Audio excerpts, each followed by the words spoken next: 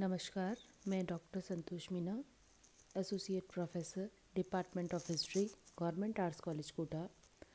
आज के इस व्याख्यान में आप सभी का स्वागत है।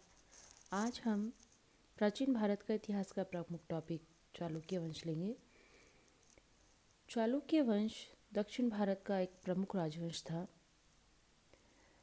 550 ईस्वी के लगभग भारत में चालुक्य राजवंश का प्रादुर्भाव हो चुका था और चालुक्य राज्य का संस्थापक जय सिंह था। कुछ समय बाद जो है चालुक्य राजाओं की 3 शाखाएं हो गई थी। वाकाटक वंश के अंतिम राजा को परास्त करके 6ठी शताब्दी से 8वीं शताब्दी तक और बाद में 10वीं शताब्दी से 12वीं शताब्दी तक चालुक्य राजा दक्षिण भारत में सबसे शक्तिशाली बन गए थे। इनकी जो 3 शाखाएं थी उसमें पहला है वातापी या बादामी, दूसरा है वैगी और तीसरी है कल्याणी, जिसमें वातापी के चालुक्यों ने 200 वर्ष राज किया है और ये सबसे प्रसिद्ध है। और इनका सबसे प्रमुख शासक जो है वो राजा पुलकेशिन द्वितीय था। सर्वप्रथम हम पढ़ते हैं पुलकेशिन प्रथम के बारे में। पुलकेशिन प्रथम ने सर्वप्रथम सबसे पहले महाराजा की उपाधि धारण की थी और वह अपने वंश का पहला स्वतंत्र शासक था। पुलकेशिन प्रथम के बाद उनका पुत्र जो था कीर्तिवर्मन प्रथम, वो गद्दी पर बैठा। उन्होंने भी कई उपाधियां धारण की, यज्ञ करवाए और मंदिर बनवाए। अब लेते हैं मंगलेश। 498 ईस्वी में वो शासक बने थे। कलचुरियों के राज्य और रेवती द्वीप को इन्होंने विजय किया था। फिर है पुलकेशिन द्वितीय। इनका शासनकाल है 610-11 से 642 ईस्वी। ये सबसे महान चालुक्य राजा थे। इन्होंने वल्लभ, पृथ्वी वल्लभ, श्री पृथ्वी वल्लभ और परमेश्वर परम भागवत की उपाधि धारण की। बाद में वातापी के चालुक्यों ने महाराजा धीराज, परमेश्वर व भट्टारक की उपाधियां धारण की। पुलकेशिन द्वितीय की पश्चिमी, दक्षिण मैसूर, गुजरात, मालवा और भड़ोच की विजय प्रमुख मानी जाती हैं। पुलकेशिन द्वितीय की सम्राट हर्ष पर विजय के उपरांत पुलकेशिन द्वितीय ने परमेश्वरम की उपाधि धारण की थी।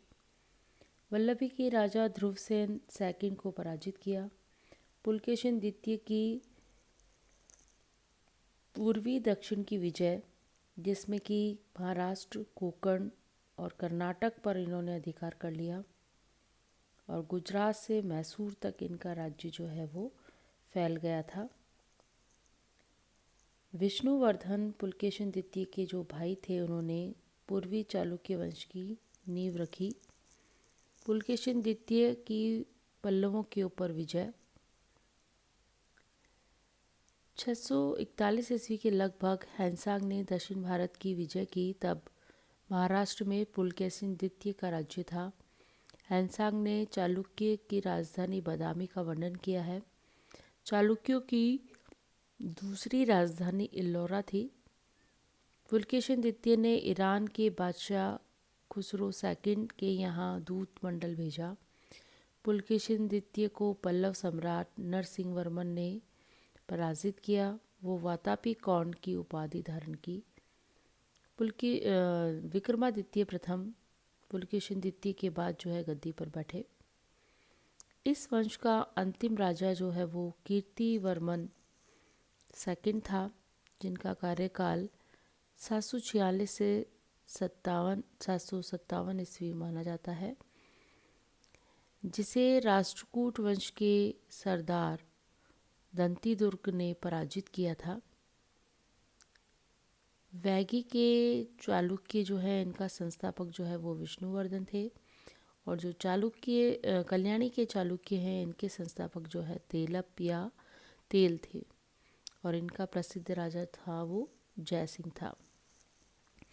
अब हम देखते हैं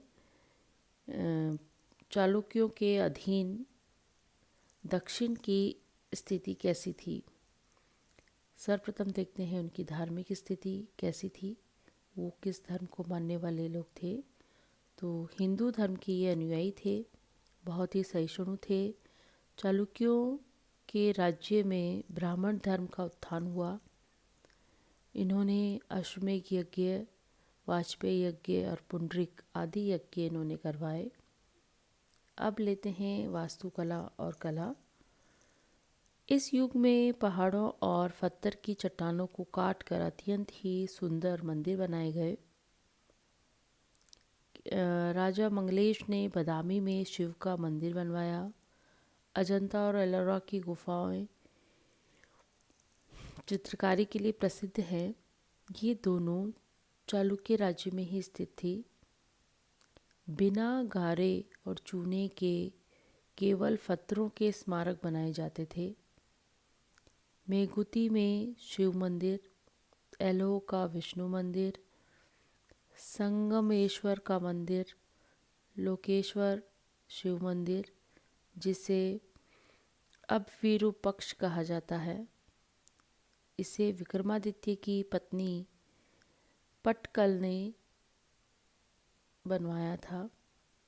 तो इस प्रकार हम देखते हैं कि दक्षिण भारत में चालुक्य राजाओं ने किस प्रकार दक्षिण भारत की स्थिति में अपना स्थान मजबूत किया और एक मजबूत साम्राज्य स्थापित किया। धन्यवाद।